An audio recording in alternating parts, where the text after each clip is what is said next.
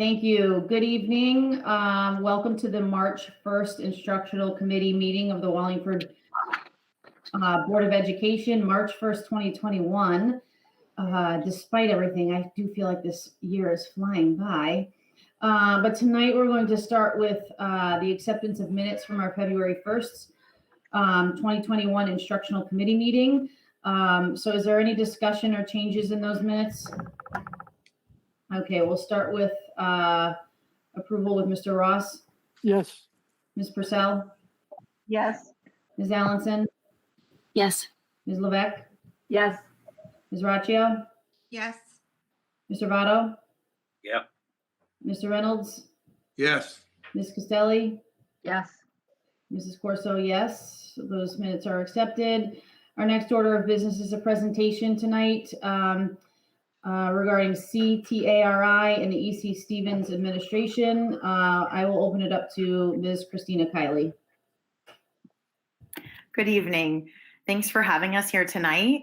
We're going to talk a little bit about our work thus far with the Impact Steering Committee. So Frank Picone, who was brought into our district to work with the preschool through grade 2 schools, joined us in August, where he had the chance to do some PD with the entire staff. And following that PD, we formed a committee called the Impact Steering Committee. On that committee, we have mental health professionals. So our social worker, Nicole Giardini, who's here with us this evening. Our school psychologist, Christina D'Agustin, who's also here representing our Impact Steering Committee. On that committee, we also have a preschool teacher, Paige Carter. We have one of our interventionists, Jill Giuliano, and we have a paraeducator, Amy Sharon. And that group meets monthly, and we meet with Frank, who is working with us as a consultant, but comes and is part of those monthly meetings. Through our work as an Impact Steering Committee, we have been able to launch something we're really excited to share, and we'll get into that in our slides in just a couple of minutes. But the other piece I wanted to mention is Frank has also been able to really have the opportunity to work with our entire staff, and not just in those PD settings, but he's come for a few site visits. He came in January. He just came last week, and he'll be coming again in March. And when he visits, we set it up so a small group of staff are able to connect with Frank to talk about really making connections with students, topics surrounding student behavior, and really with the ultimate goal of helping our students and our staff to be their best selves, and through that being able to really emotionally self-regulate. So you're going to hear in our slides tonight a little bit about how we've been able to capture that at Stevens, the work we've done so far, and where we are going from here. So without further ado, I'm going to turn it over to Nicole, who's going to present the slides, and both Nicole, myself, and Christina will be jumping in to share a little bit about what's going on at Stevens. Okay, let's see if I can get this to present. Can everybody see the screen? Yes. Okay, great.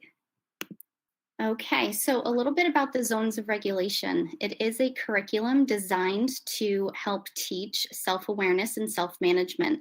And we've been able to do this obviously by posting lovely visuals throughout the school, as well as providing classroom lessons, being able to help teachers understand the benefits of being able to help our students be able to identify how they're feeling and how to manage those feelings. A very quick overview, we have 4 different zones. We have the blue zone, and we teach that as moving slowly. Our goal is to be in the green zone where we are ready to learn. We have the yellow zone where sometimes we start to lose a little bit of control, and our red zone is out of control. The wonderful thing about the zones is that there is nothing negative about being in any of these zones. It's just an opportunity to be able to help identify and then pick a strategy that works best for us. So something that we've been working on with Frank Picone and with the entire staff is PAWS. So really being okay with, in the middle of a busy day, being able to stop, be present with the moment, reset, and be able to move forward to be our best selves. So thinking of it as a pause button. But because our school mascot is a paw, when we were discussing this in December prior to the launch of PAWS, we were discussing it at our December staff meeting, and one of the staff said, wait a minute, what if we did it, what if we took our paw print and that was our pause symbol? So hence, I'll show you, I'm gonna hold up in my screen the larger paw. You can see it here.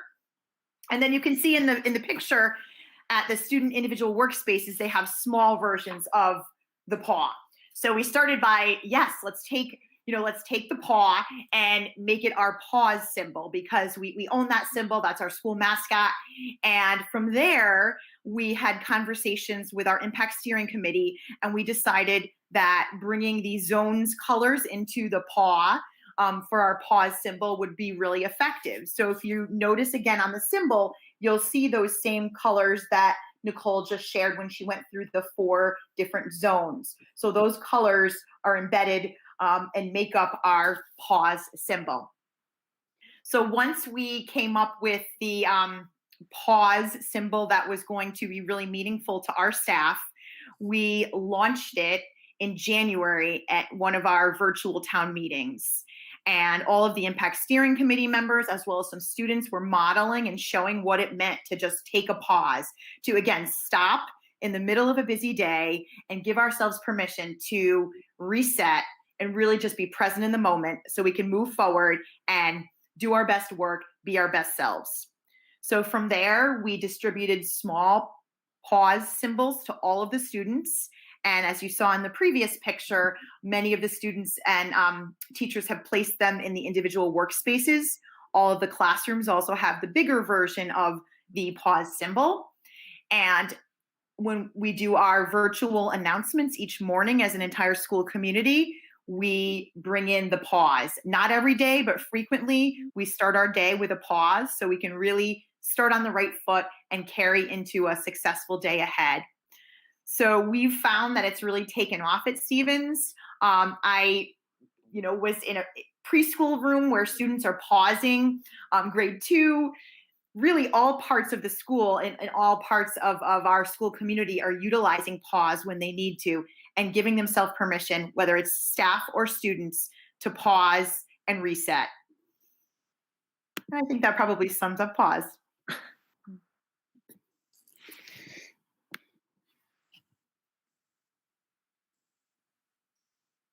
So here we have some examples of students at work. This is a pre-K classroom that uses mindfulness and yoga. And we were really lucky to have the opportunity to, again, share how they use mindfulness and yoga in their classroom through our town meeting in EC Stevens morning show for the rest of the school to learn and develop and use for themselves. If I could just comment, you'll see on the left-hand side of the screen their student work, and we actually had a 2nd grade student that wanted to take it one step further, and he created those small signs with the different feelings associated with each zone, and he placed sticky notes there. He asked my permission if he could place it on the wall, and there's sticky notes there. So if someone's passing by, they can do a sticky note and kind of capture where they're feeling and what zone they're in. So again, it really has taken off and become really authentic at Stevens, and that's really exciting to us. It's given kids a power, a tool where they can reset, connect with themselves, and return back to the present moment when they need to. And same with staff. I had a teacher say to me, she had a technical issue with her document camera, and she said, but I stopped and I paused and I modeled that for my students. So instead of getting, flustered and frustrated, she really modeled and used it in context. And, adults are using it too. So we feel like it's really meeting the needs of all members of our community, young and those adults. Okay, and I really wish we had time to show you this entire E.C. Stevens morning show because that's how incredible it was, but here's a quick snippet for you. Speaking of breathing, the Impact Steering Committee at Stevens has been working to bring more awareness to ourselves and each other. They are here to speak about having a moment of pause.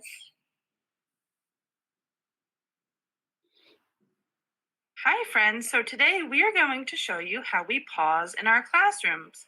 My friends are sitting. They have an invisible string attached from their behind to the top of their head that they pull straight. So they sit up straight.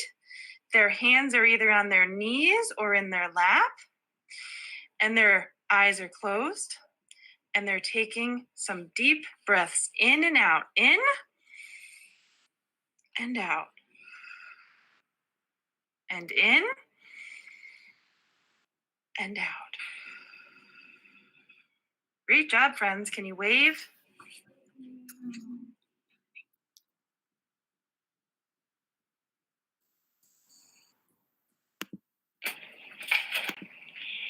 Speaking Oops, technical difficulties. Let's see, here we go.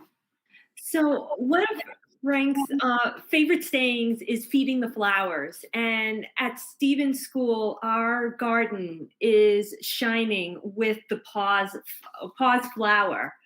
And this is giving us the opportunity to reset, to foster relationships. It's tools for kids to self-regulate and just the ability to recover and grow. And really, it's just so kid-friendly that to hear the discussions that the kids are having and using it to connect with each other has been a real gift this year.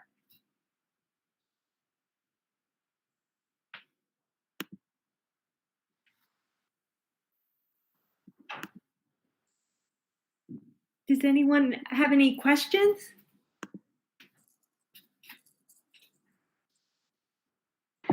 Nothing, but I think it's fabulous. Nice job, guys. Thank you. Thank you. And Kathy, you'll have to ask your grandchildren about PAWS and have them model it for you. I will, and I love the idea. I think it's great. The kids today are in a different environment than we grew up in.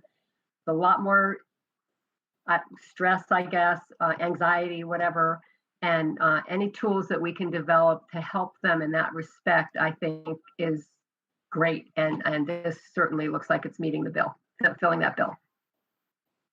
Thanks. Our pleasure. Thank you all very much. Just a quick question. So this is rolling out at Stevens, but it will be rolling out at the other 3 K-2 buildings as well? So every building is, all 4 of the preschool through grade 2 buildings are working with Frank, but each impact steering committee has kind of taken in a different direction. Okay. So to meet their unique needs. So in our building, this is the direction we took, but again, there's an impact steering committee at each of the 4 schools that works closely with Frank and really grows those ideas and makes it work for that given school. So it may look a little different in each building. Great.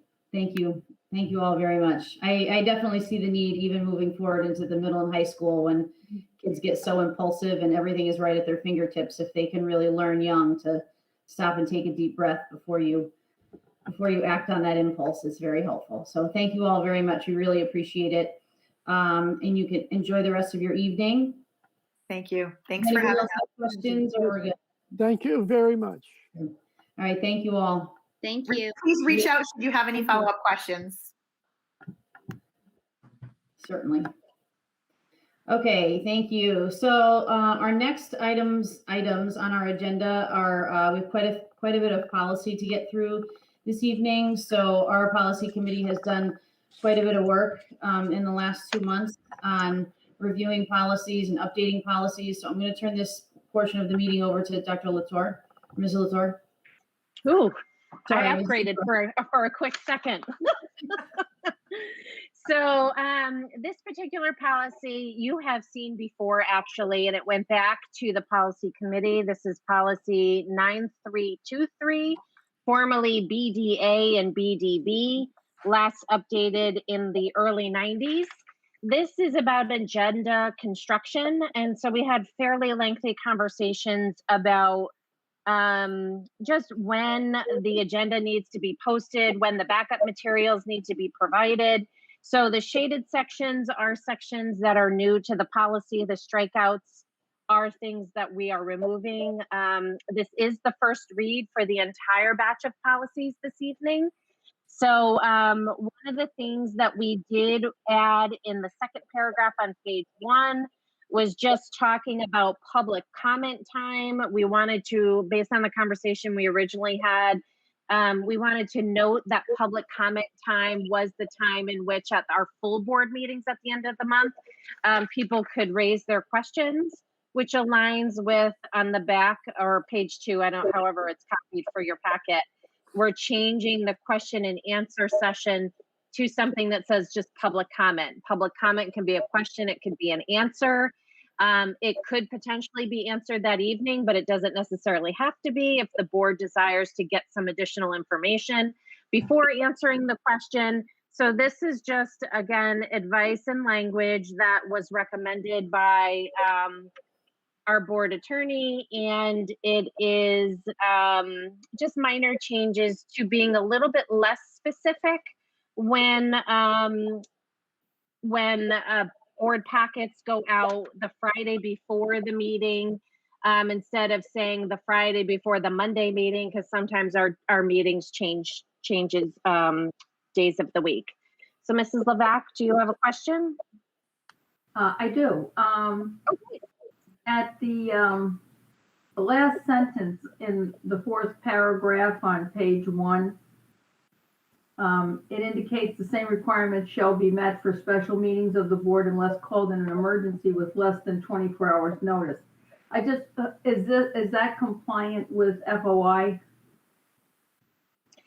This whole policy is compliant with all legal statutes. It's a CABE model policy. So I can check on the last sentence, Mrs. Levac, but I am putting my faith in CABE that their recommended language is aligned with what we need to do. All right. Well, if you could check that out, I'd appreciate it. Thank you. Absolutely. Definitely. Any other questions or concerns with language? No? Okay. Moving on to the next one. This is policy 1120. It is former BDG, which is public participation at meetings. This particular policy was last revised in the year 2000. So we just made minor changes to language. This is not necessarily what we're doing at the current moment, because our meetings are virtual based on the executive order by the governor due to COVID. But this is what is the regular process that we would be following when we're back in person.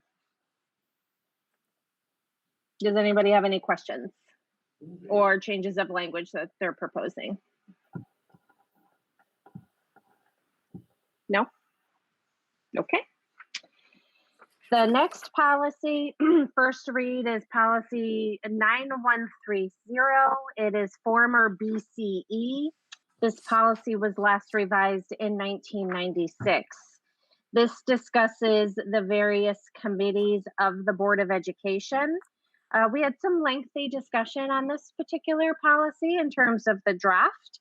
The definition for standing committees and temporary committees are Wallingford's definitions. And anytime a committee meets and that is formed by a public agency, this is it follows the FOI regulations. And so we talked a little bit about committees that are standing, that meet regularly, such as instructional, operations, and policy.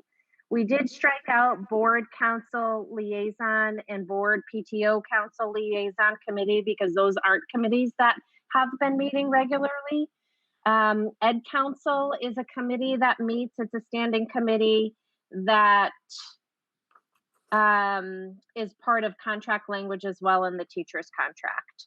So we removed the language standing and temporary and kind of kept it generic to committees in general. Added some language that was recommended by CABE that you'll see towards the bottom of the policy. And then all of this, again, follows through with CABE model language and the Freedom of Information Act. Mrs. Levesque. Yes, thank you, Mrs. Latour. You're welcome. I just want to make sure that under number 1, third sentence, it indicates instructional, operations, and policy. If you could just also remove the and, strike that out in between the board council liaison and board PTO. Yep. Thank you. Definitely. You're welcome. Mr. Votto? I'm trying to remember at our committee meeting what we decided on with the word education council. We decided we were keeping education council because that is how it's referenced in the language in our teacher's contract, and that perhaps we would look at renaming that or discussing the name of that when the contract goes up for negotiations in the next cycle. It's a heads up, Mrs. Belize, for that. To make that proposal, because it's not the education council, it's a calendar committee. And we probably, if we do that, can add that to the list above: instructional, operations, policy, and calendar, because it will become a standing committee if we go that way. Mm-hmm. Okay, thank you. You're Thank welcome. you for making me remember. You're Ms. welcome. Orr. Any other questions or recommendations for language changes? Mrs. Levesque, do you have another question, or did you forget to take your hand down? I thought I lowered it. Okay, now it's gone. I could be slow. Okay. Thank you. Okay. Next policy, you also saw, we discussed this next policy as an instructional committee, and at the time, I don't remember what month it was, and at the time it went back to policy. This is policy number 3514, which is the former KGS, and it was approved in 1975 and hasn't been touched since. So this particular policy, we took out a few pieces of language and added some in. The request from the board the last time we met and discussed this policy was to add a form to formally keep track of the use of equipment in our schools. We left it relatively broad, giving the building principal and or the superintendent or his or her designee the right to deny the use of any equipment for non-school use. Also, the right to inspect the school equipment upon return. That way, if something is damaged, it can be replaced. I did include a model of the form we created from scratch. I did ask Mr. Barone, our business manager, to take a look and provide any comments or items that he would really want to see on a form of this kind. Open for comments on this because it is something that would be brand new. Any questions, comments, or concerns about the policy and or the form? No, I'm just happy to see the form. I thought it looks very nice. You know, you have a lot of things in there. I like that you have how much, you know, it might cost or whatever. Thank you. Okay, you're welcome. Okay, moving along. This next policy, I'm going to do the policy and the regulation at the same time. This is former policy ECC and former regulation ECCR, pesticide management and pesticide application. The policy was last visited in 2001, and the regulation was last visited in 2008. After reviewing the CABE model policy for this and the regulation, whether there's a redundancy in our current policy, we just struck out the language and completely adopted CABE's model language. We felt that was really important to do. This is a legal statute. We want to make sure that we're perfectly aligned with state law as it relates to the use of pesticides on school property. So we pretty much took their language verbatim, included definitions, and used their policy and their regulation. I did provide this to Mr. Deptula for his review as well. Does anybody have any questions about the pesticide management application policy or regulation? No, great. Okay, moving along. Next policy is policy 3516.3, the former EB. This policy was last revised in 1997. This is accident prevention and safety procedures.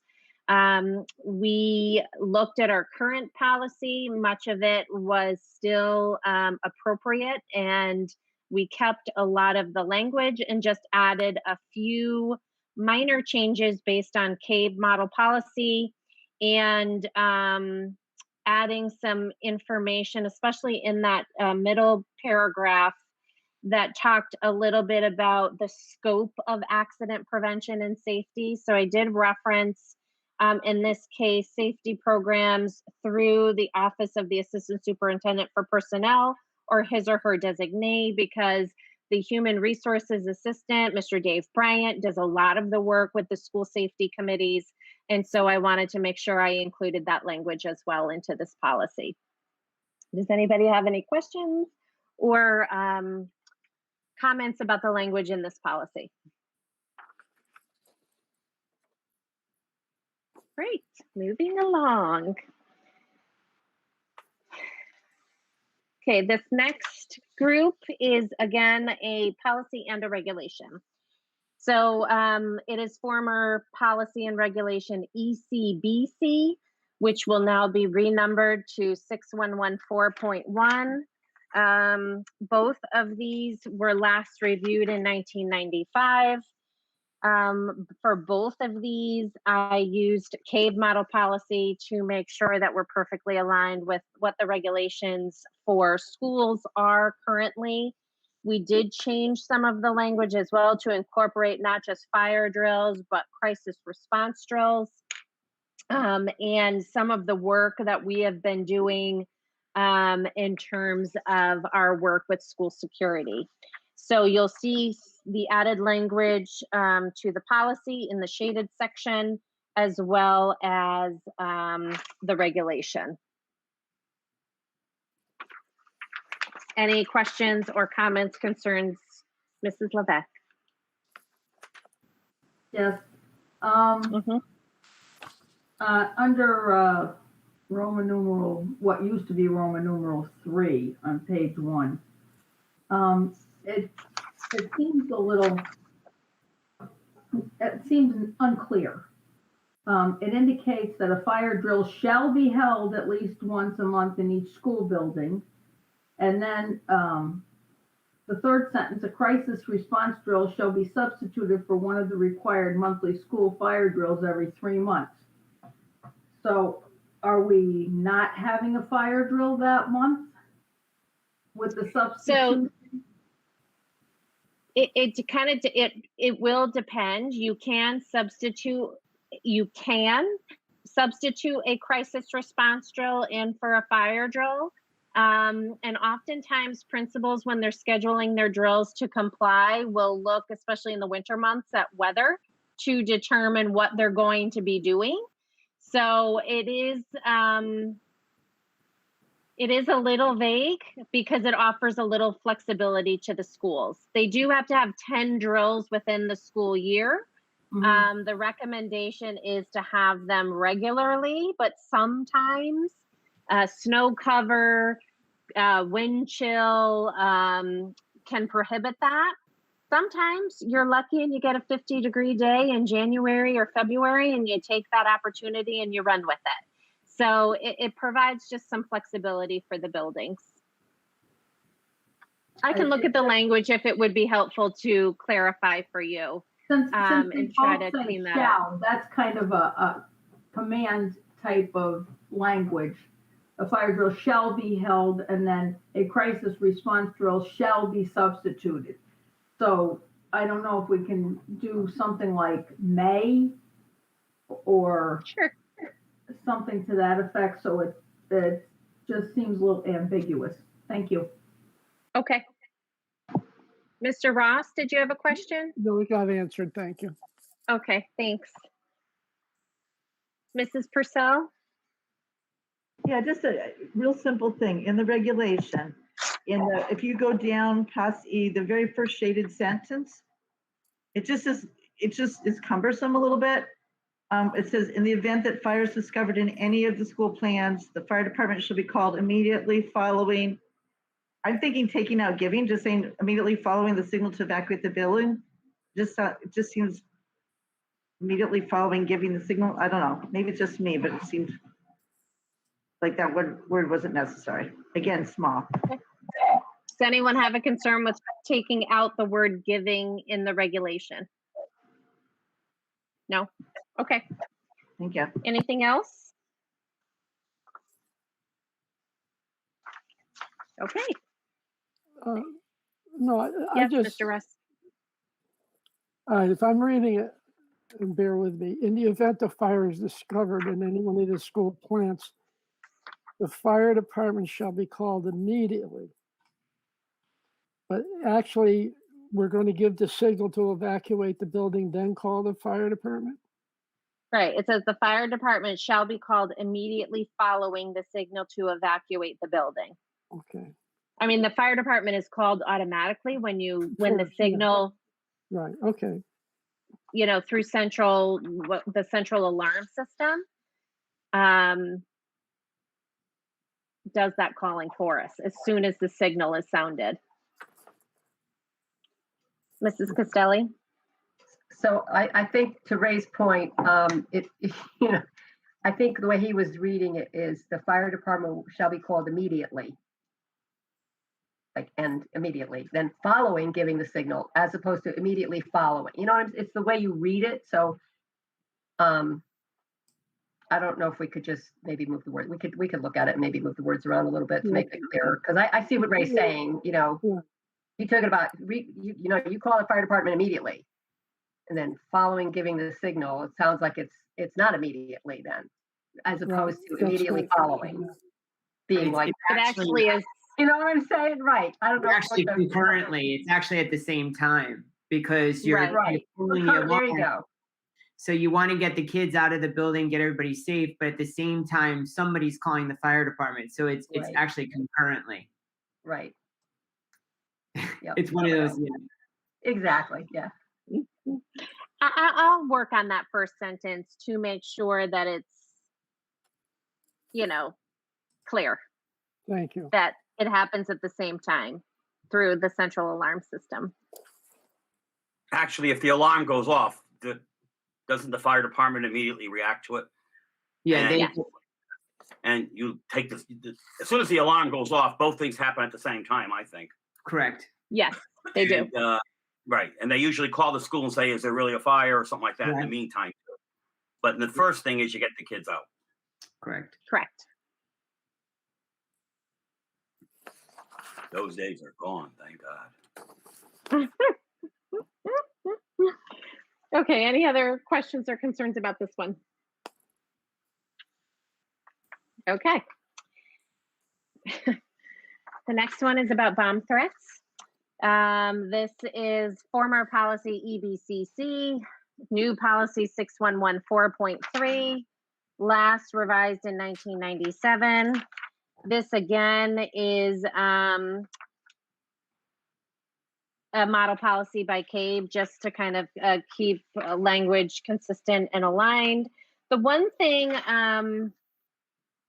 I just want to point out, because it was brought up in our policy committee meeting, on page 4, letter J, loss of instructional time. It talks about instructional days lost as a result of a bomb threat will be rescheduled. I did change that language to say instructional days because the question came up, if you're outside standing for an hour or two, are you making up that time? It really would be for a longer investigative type of scenario.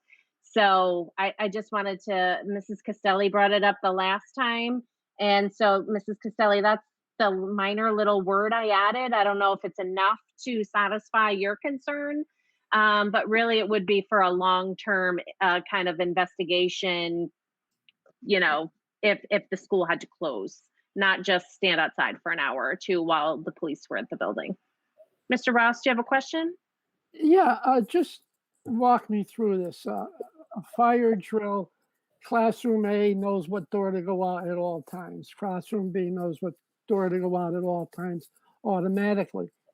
In a bomb threat situation, how do we modify that? So every building has a safety manual for different types of events, and they have a different protocol.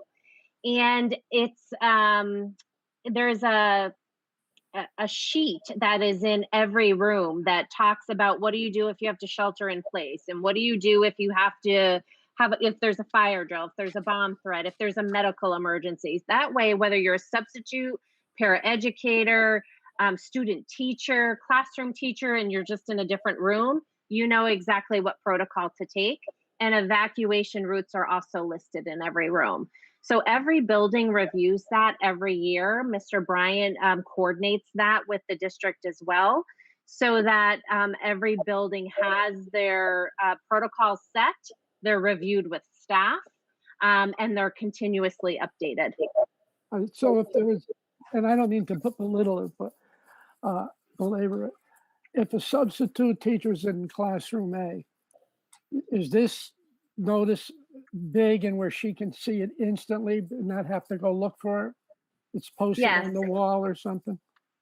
Yes, and then it's also a part of the substitute plans that staff leave when they, at the beginning of every year, every staff member will create a folder of sorts of substitute materials, schedules, their emergency plans are in there, telephone list, class list, et cetera, et cetera. So it is in multiple places, Mr. Ross, to make sure that people have what they need in order to respond appropriately in any type of emergency.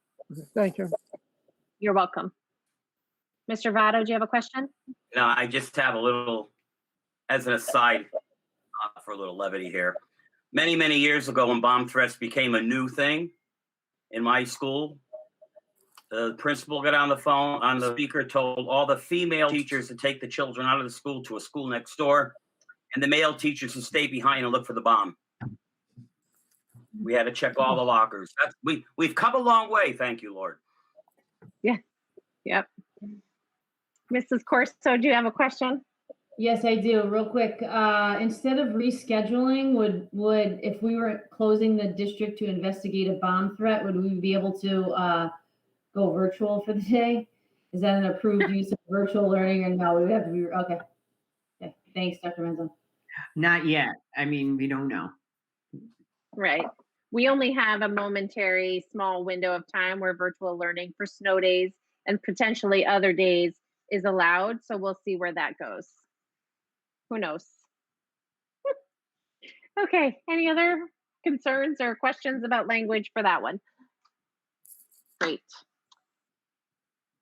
Okay. The next policy is the former policy ECA. It is changing to policy 3517, building and grounds security. This policy was last reviewed in 1991. And we kept a lot of the language the same. I just saw a word I probably should strike out. We don't mimeograph any forms any longer. So I'll take that word out. And then we added some language towards the bottom that was not only part of model language from CABE, but we also felt it was important to include information about swipe cards, which is what our district currently uses in addition to keys. There are keys that are used for classroom doors. Swipe cards are used for gaining access in and out of our buildings through outside doors. So we added some language as it relates to that. Any questions?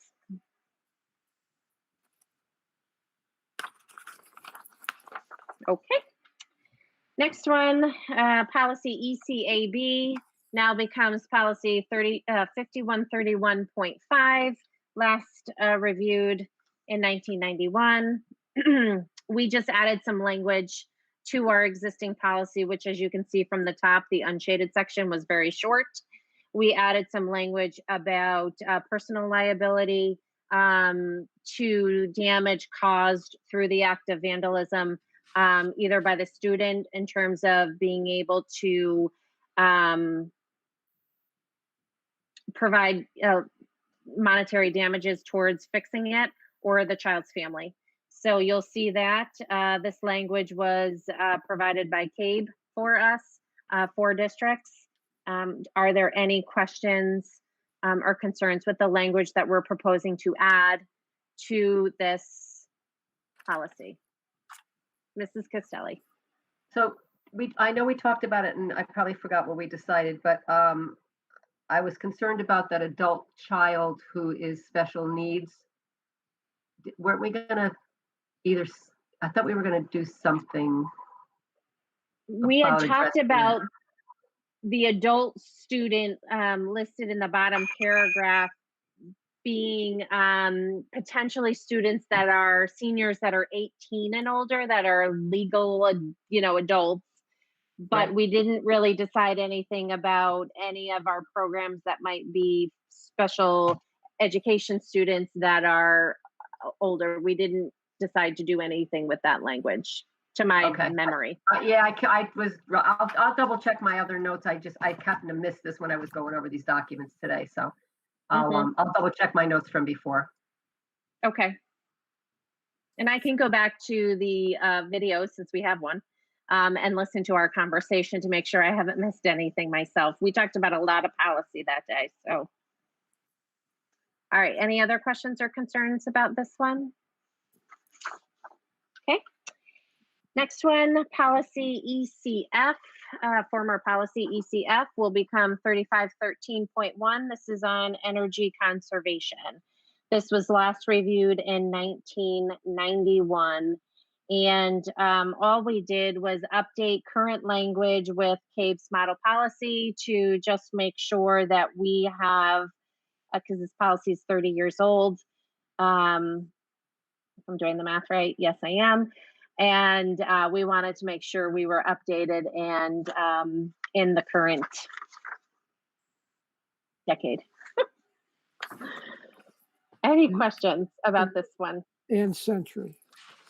I know. When I just said it's 30 years old, I realized I graduated from high school in 1991. So that was a little bit of an internal shock to my system. I mean, technically it's a new millennium too. So, Oh, please. It's okay. I graduated also early. Not in this. Yep, 30. Wow, that's a big one. Okay. So, moving along to policy EDBBA. This is disposition of school property. It will become policy 3260 and last approved in 1990. And all I added to this was some legal references to it. So change of content isn't really anything. Most of the changes for this particular one come in the regulation, which is included as well. And I just updated it based on current practice. When we, as a school system, look at furniture and equipment or resources, we follow the town guidelines. It is organized at least once a year, sometimes twice, by the business manager, Mr. Barone, and he will handle that whole process. So this outlines what our process is. we use the town's procedures, and so I've just updated that. Do we have any questions?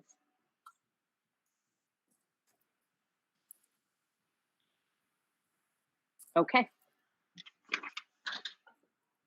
Next one.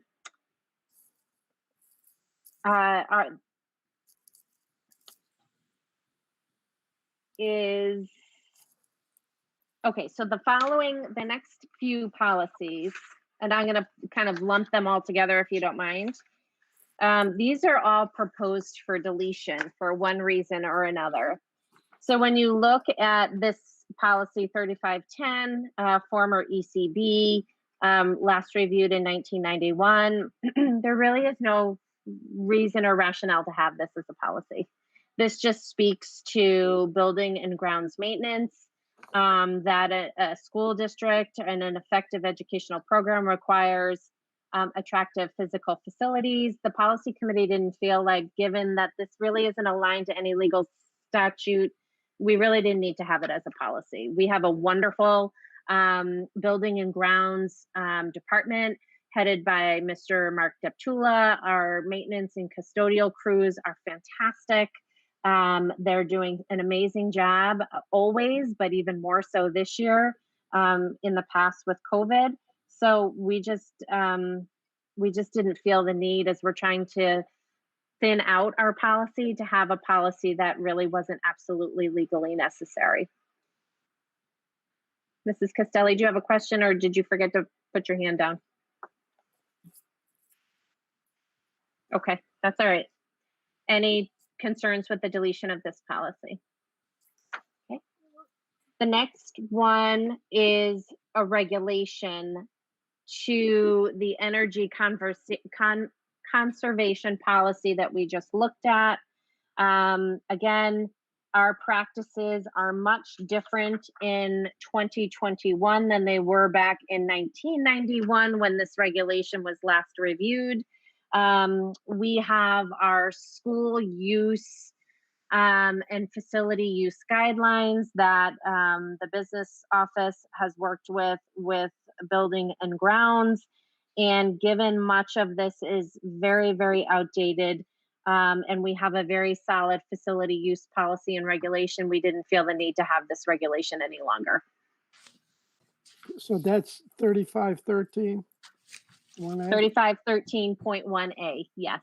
We're just eliminating it. Yep. The next one up for deletion is a former policy ED. This was approved in 1981. This is a very small policy about the accident procedures of buses. We just did all of our bus transportation policies in the fall. So this has been absorbed with much greater detail into the transportation policies that we did earlier this year. Any concerns or questions? Okay, same goes for EDR. This was absorbed in the transportation policies that we did earlier in the fall. Again, accident procedures for transportation. Policy EEA, which also was absorbed in the two policies that for transportation that we did earlier in the fall. Student bus assignments were approached in that one as well, which is EEABC. And school bus safety procedures, EEAC. So you will find all these very small, narrow policies that we're looking to delete were incorporated into the larger transportation policies that we did back in November and December. So unfortunately, I know Dr. Menzo wished I had more policies to present this evening. I am complete with my policies. I appreciate the feedback, and you will see these up for a second read at the board meeting at the end of the month. Thanks, everybody. Thank you. Okay, next item on our agenda, other business, discussion and possible action on next steps regarding the facility study. Dr. Menzo. Yes, we had talked about this during the budget process that we wanted to come back and have a conversation.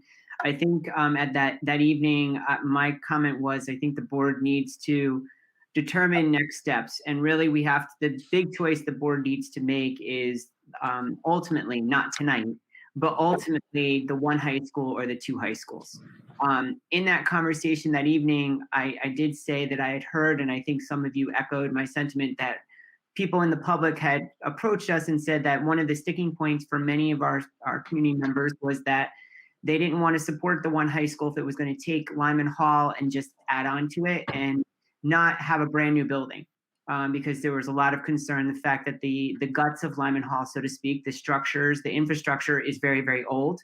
And you're adding new to old, and it doesn't necessarily work out. So what I would like to recommend to the board this evening, and I did have a conversation today with Mr. Barone and the consultants that we worked with previously, is to ask them to bring to the board or prepare for the board. And before we make that decision, we'd have to look at the financial piece of this, and they're going to get me a quote. But I would like to have the board hear what is the feasibility of building a brand new high school on the Lyman Hall site, maintaining obviously the Ag Science Center, providing enough parking, enough fields, a new swimming pool in that building, and obviously new gymnasium, new auditorium, but really working on a new structure rather than adding new parts to an old building. And then the board would have a variety of options. You can stay with the two high schools if that's what you chose. You could go to the option that was originally presented, which was to add on to Lyman Hall, or to the new option would be to build a brand new building on the Lyman Hall site. But I think that personally, I think as superintendent, I wouldn't be doing you all a service if we didn't investigate this option and at least have some more information for you to make an informed decision.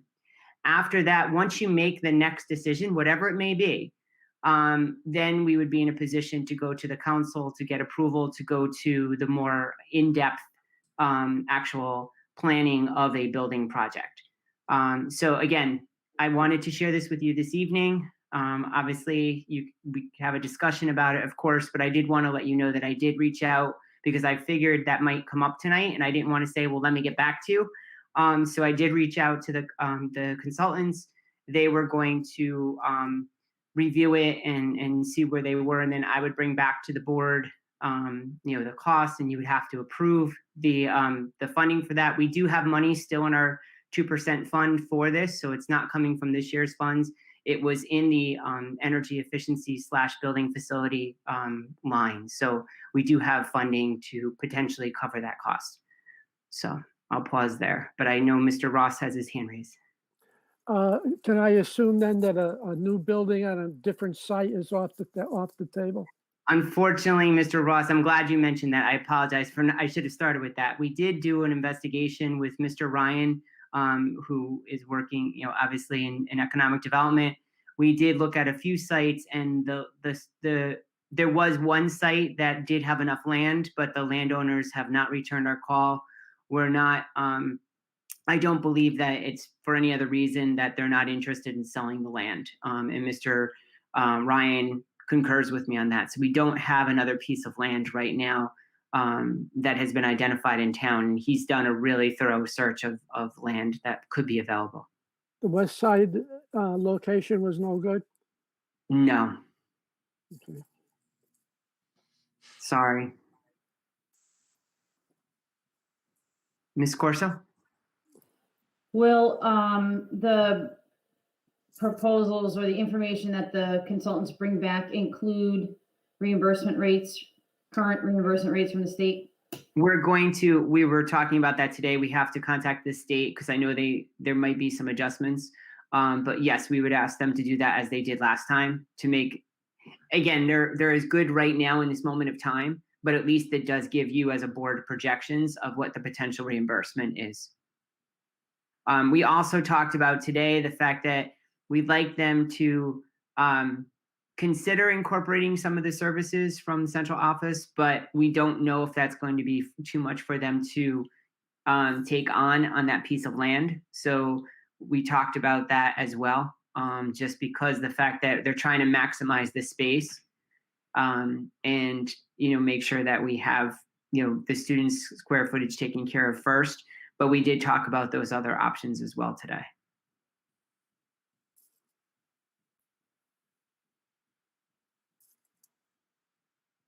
Other questions? Oh, Ms. Costelli. Hi. What would happen with the existing building? Would that remain and be used for other services, or would that be eroded? No, what would happen is that, and one of the key elements of this, and Mr. Votto brings this up, is the staging of this and the swing space and making sure that you're able to move things around. So one of the things that we talked about today, and again, I'm not an architect nor an engineer, and I don't want to play one on TV or on the internet, but the idea is that if you look, you would have to look at building a new structure that you can move the population over to in shifts. And as that happens, you knock down another part of the structure. And some of the things we talked about, in terms of parking during renovation, potentially looking to, Church of the Resurrection, shuttling students over, shuttling staff over, potentially for parking so they can build potentially on a parking lot, build a structure, move the students into that structure, then level another structure. So we wouldn't keep any of the old building except the Ag Science Center, because this would be built for new. So it's a different reimbursement rate. And so you wouldn't want to do the mixed. Otherwise, you only get 1% of reimbursement. No, I didn't mean, I meant like this. So I'm figuring that they're building a brand new building somewhere else on the land, and all is said and done, we've moved the care. I'm thinking the existing building. Yeah, we kind of answered it that you'd actually be cases, but be gone. Yeah, we need that. We will need the land of, most likely the land of where the building is presently, that would be knocked down for parking or for fields or for other things. Okay. Right, that was my question. Sorry. Ms. Corso? Two questions. One, how many total acres makes up the Lyman Hall campus minus DAG? I would have to get back to you on that. Okay. And then my other question is, do you know approximately how long it took Meriden to complete their high school building project? Now, they didn't knock down and build from new, but I think they added on. Is that correct? Yeah, they renovated to new and added on to both high schools. I want to say it took them at least, I'd have to check on that. I don't want to be misquoted. I want to say at least took them a year and a half. Okay, thank you.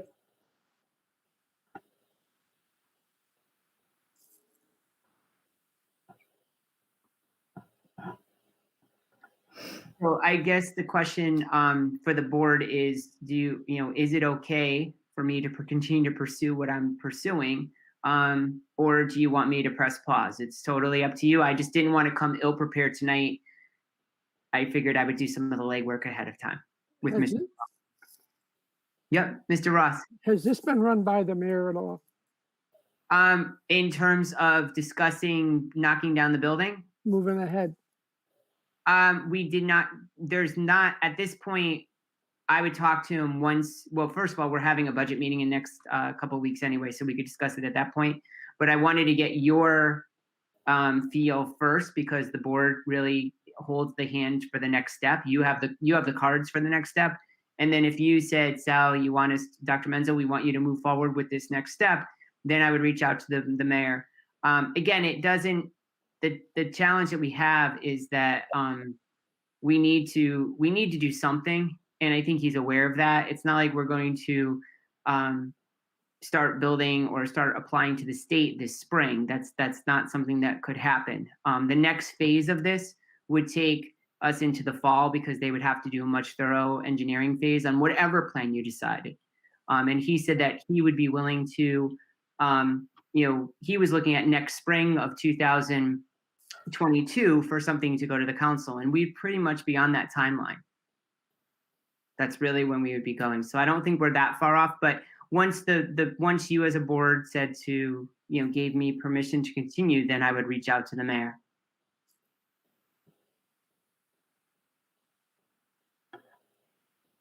Because I just want to make sure you have this say. Not that I'm sorry, Mrs. Corso, I didn't mean to cut you off. I just thought that you as a board really should have that say before. If I go to the mayor, I think you still have to make a decision. You still haven't made a decision really to bring to him.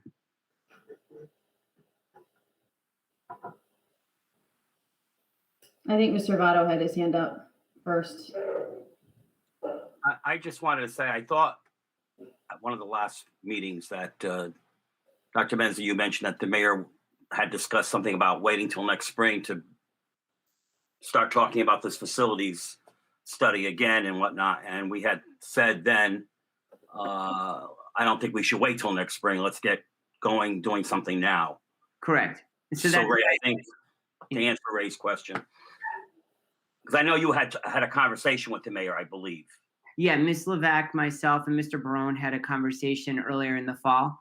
And then during our budget meeting, as you said, Mr. Votto, the board had suggested that we try to move this forward. And prior to going back to him, I just wanted to get, one of the things that was suggested that we would have a discussion amongst the board members first, and then we would have something to share with him. Otherwise, I would have just gone to him saying that the board wants to talk about this again.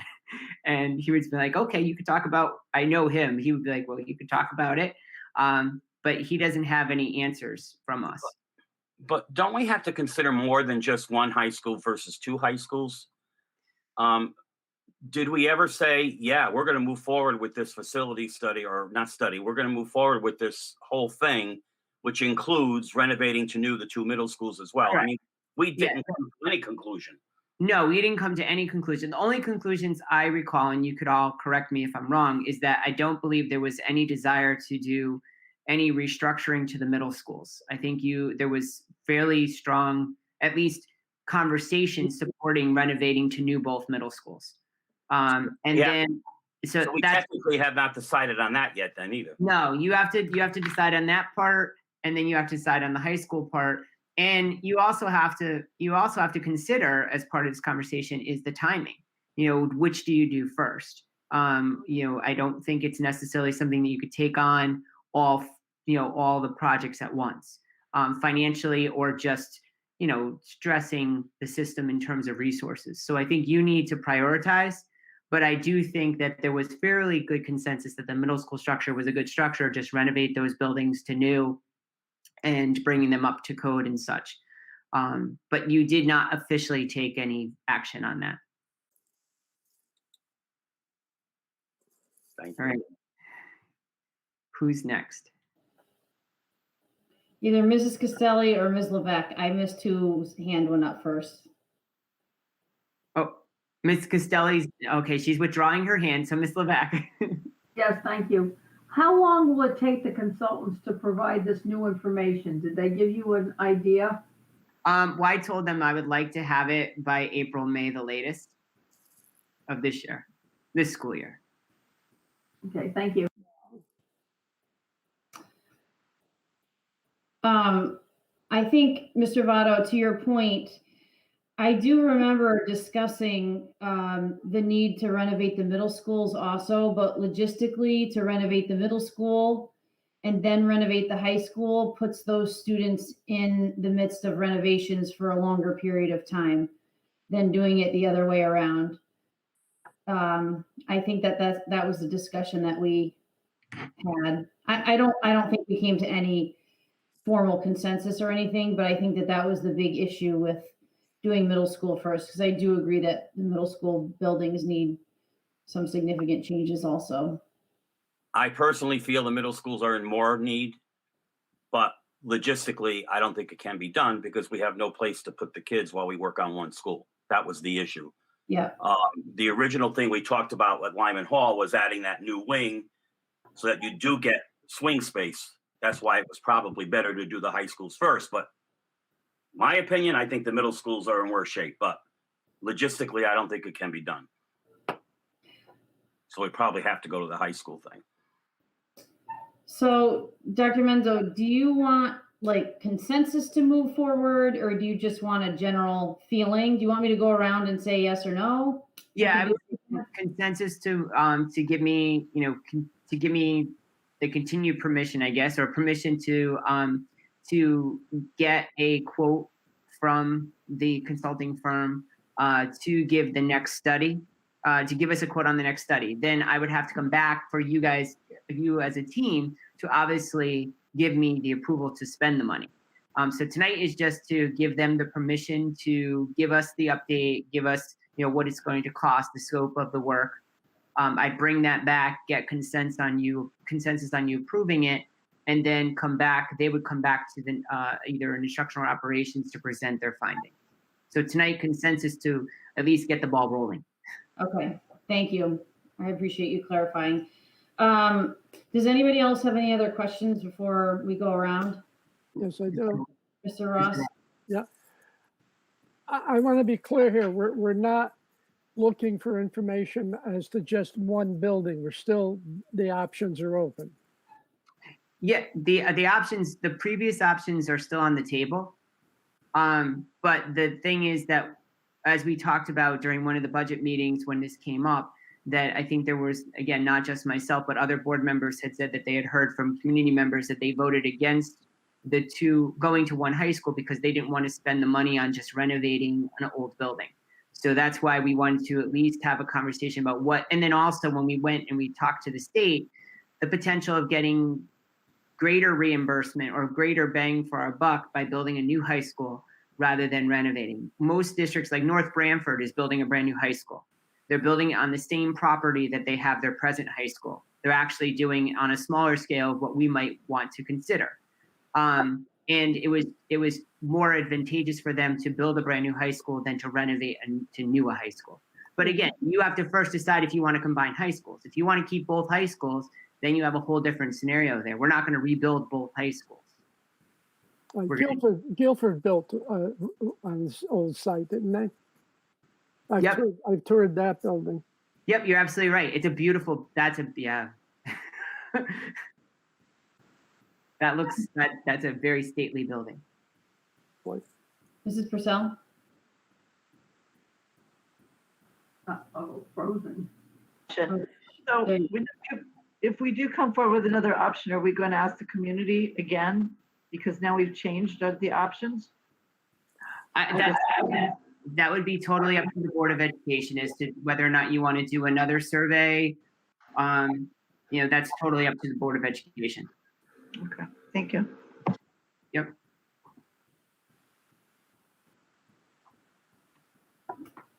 Okay, I don't see any other hand. Oh, go ahead, Mr. Votto. I'm thinking I think what we have to keep in mind is, whether you renovate to new both high schools or build one new high school, the impact it's going to have on the whole community, not just parents who have kids in school. Kathy and I had discussed this. I really think this is a thing that has to go to referendum, because we're talking about a lot of money. And it's a volatile subject, 2 high schools, 1 high school. I think it's just, I want to just throw that out there and have, I don't know if something when you sit down with we did discuss that with the mayor. I know Ms. McKay, when she was chairperson, I know we discussed that we could revisit it with him. At that time, he did not believe it was a referendum question. It was the process in our town is that it goes to the town council, and the town council ultimately, the board makes a recommendation, and then the town council ultimately makes the decision. And one of those decisions could be made to go to referendum. So in other words, it's in the town council's hands what to do. Correct.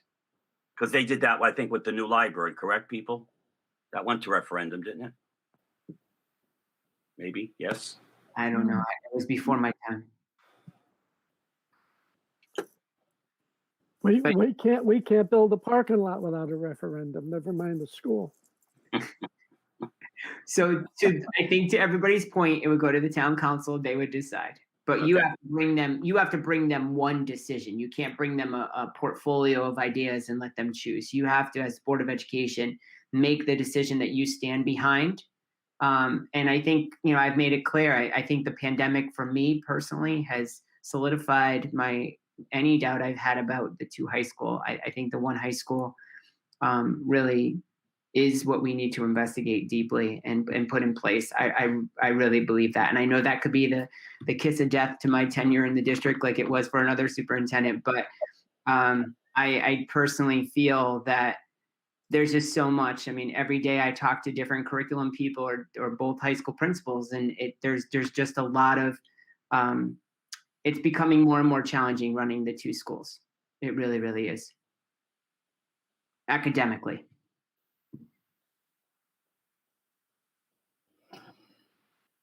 Mr. Votto, did you have something else that you wanted to add? Your hand is up. No? Okay, so at this point, why don't we go ahead and go around and say either yes or no that Dr. Menzel has your blessing, permission to move forward with the next phase of study. We will start with Ms. Allenson. Yes. Ms. Purcell, Yes. Ms. Levesque, Yes. Ms. Raccio, Yes.